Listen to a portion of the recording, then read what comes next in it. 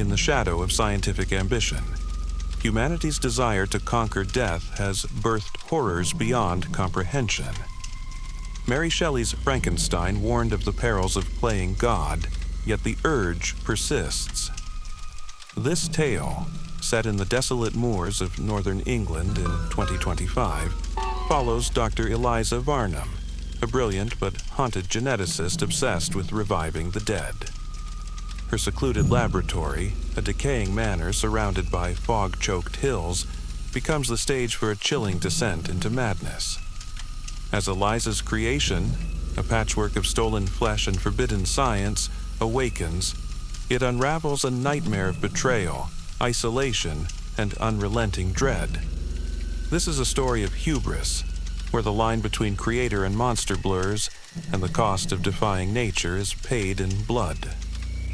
The wind howled across Blackthorn Moor, rattling the frost-crusted windows of Varnum Manor. Dr. Eliza Varnum stood in her subterranean laboratory, its stone walls slick with dampness. The air reeked of antiseptic and decay. Her hands trembled as she stitched the final suture into the lifeless form on the operating table. A grotesque mosaic of limbs and organs harvested from morgues and unmarked graves. Eliza's obsession began after her brother, Thomas, died in a car accident 5 years prior. Grief had driven her to master genetic engineering, splicing DNA to restore life. Tonight, her work would culminate. The machine hummed, its wires snaking into the body. Lightning cracked outside, mirroring the storm in her heart. As she activated the device, the corpse's fingers twitched. Eliza's breath caught. Had she succeeded, or unleashed something unholy? The manor's shadows seemed to pulse, whispering warnings she ignored. The creature's eyes snapped open, yellow and clouded, like tarnished coins. It lurched upright, stitches splitting as it groaned, a sound that clawed at Eliza's sanity. She stumbled back, knocking over a tray of scalpels. The manor's lights flickered, plunging the lab into darkness. Only the creature's ragged breathing filled the void. When the lights returned, it was gone. Panic seized her. She searched the manor's labyrinthine halls, her footsteps echoing against portraits of her ancestors, their painted eyes accusing. A creak came from the attic. Climbing the rotting stairs, Eliza found the creature crouched among cobwebs, staring at its own reflection in a cracked mirror. "What am I?" it rasped, its voice a chilling blend of human and inhuman. Eliza's triumph soured into dread. She had created life, but at what cost? Eliza named it Adam, a nod to the first man, though it was no man. Adam's patchwork body moved with unnatural grace, its mismatched limbs jerking in eerie rhythm. It followed her, silent but watchful, its gaze piercing her soul. The manor's isolation amplified her unease. The nearest village was miles away, shrouded in perpetual mist. Eliza taught Adam to speak, drawing from stolen memories embedded in his brain tissue. He absorbed knowledge with terrifying speed, but grew restless, questioning his existence. "Why do I feel pain?" he asked, clutching his scarred chest.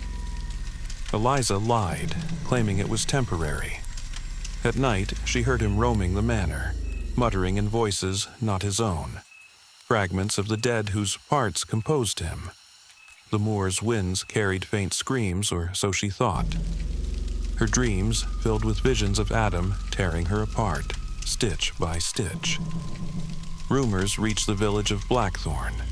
Strange lights in the manor, unearthly moans carried on the wind. Eliza, desperate for supplies, ventured into the village, her gaunt face drawing stares.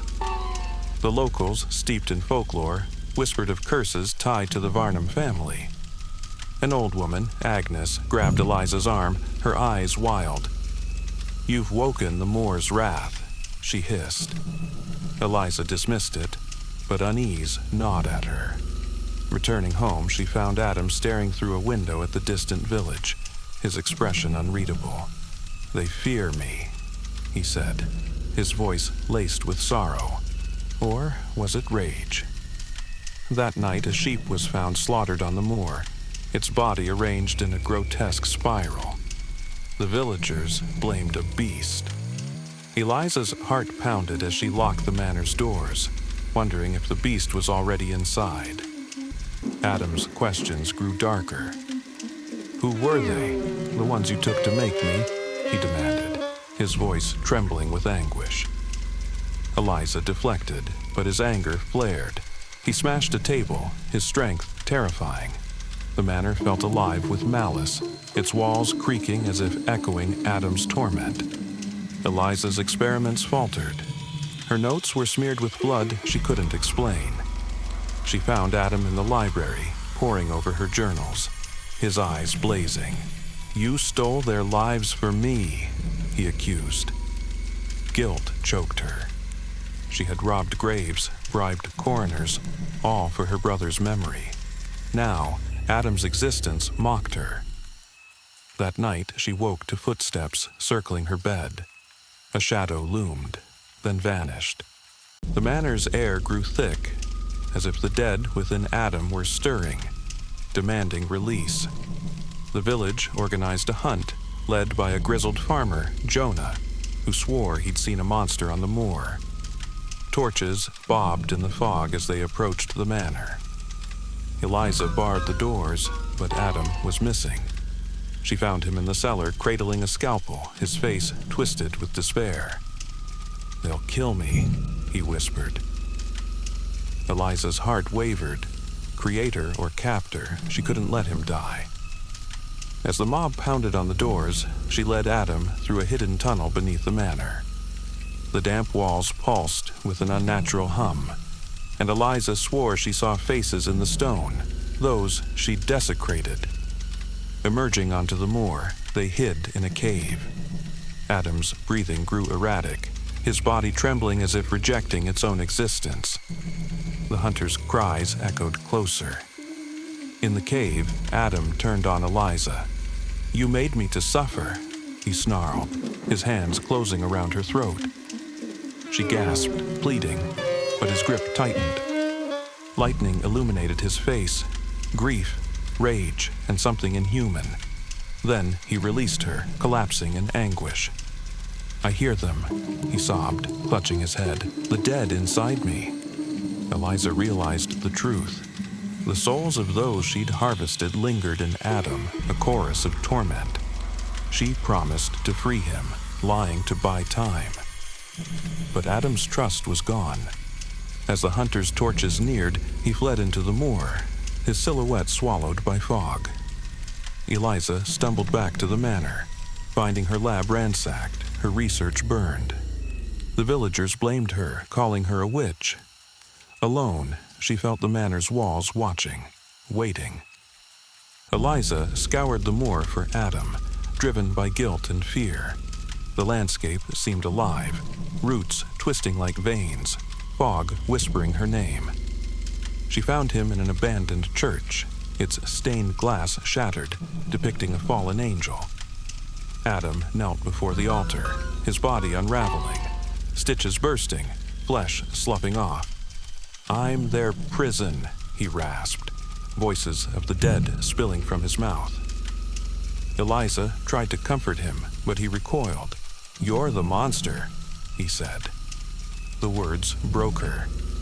As she reached for him, the church's bell tolled without cause, shaking the walls. Adam screamed, his body convulsing as spectral shapes rose from his wounds, ghosts of the stolen. They turned on Eliza, their eyeless faces accusing. She fled, their wails chasing her into the night. Eliza barricaded herself in the manor, but the ghosts followed, their presence warping reality. Mirrors cracked, showing her brother's face, accusing. Adam returned, a decaying husk, driven by the dead's vengeance. "End this," he begged, handing her a syringe of poison. Eliza hesitated, tears streaming. The manor shook, windows exploding inward. The ghosts surged, their screams deafening. In desperation, Eliza injected Adam, his body collapsing into ash. The ghosts vanished, but the manor's air grew heavier. Eliza realized too late. The poison freed the dead, but bound her to the manor. Shadows coalesced into Thomas's form, his eyes hollow. "You should have let me go," he whispered. The walls closed in, the manor swallowing her screams. Blackthorn Moor fell silent, but the manor's lights flickered, a beacon of dread. The village never spoke of Varnum Manor again. It stood abandoned, its doors sealed by unseen forces. Travelers reported moans from the moor, and some swore they saw a woman's figure in the manor's windows, her face twisted in eternal torment. Adam's remains were never found, but the moor's soil grew barren, as if cursed. The villagers burned Eliza's name from records, fearing her legacy. Yet, in hidden corners, her research survived. Stolen pages passed among those hungry to conquer death. The manor waits, its halls echoing with the dead's whispers, ready to claim the next soul daring to play God. The line between creator and monster is gone, buried in the moor's endless fog. The new Prometheus echoes Shelley's warning. Creation without compassion breeds horror.